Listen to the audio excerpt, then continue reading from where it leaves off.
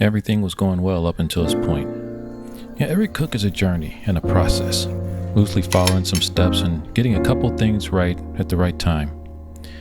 It's no different with a large smoker. I found this crown of pork at the grocery store and thought I'd give it a try. This video is not a how-to recipe. I probably didn't even cook it right, but it did turn out good and temperatures were okay. I was too lazy to get wood from the pile, so I bought some from outside the grocery store.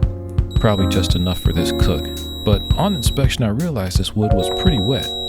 We want the moisture level to be in the low teens or single digits, and this stuff hasn't seasoned that much. It's not a deal breaker, but just means if I use this wood, it's going to be a longer cook with more gray smoke than blue smoke, and this coal bed needs to be really hot in order to receive the wood. While the fire's getting ready, let's do some food prep.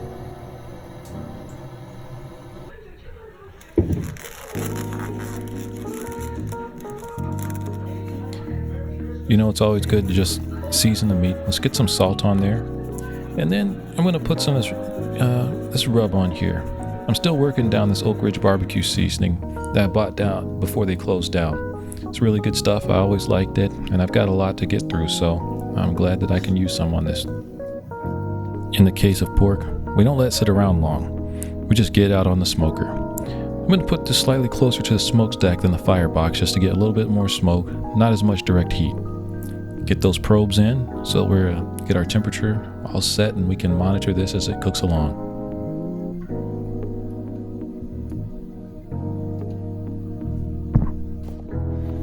Turns out I had to go back to the wood pile to get some wood, but it's all good.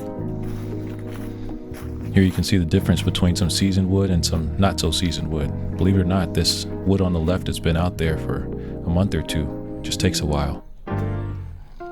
The joy of cooking at nighttime. Flashlights. But man, that meat looks really good.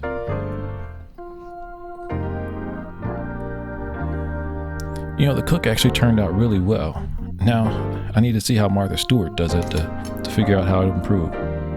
And let me tell you something, this is where I really need some help.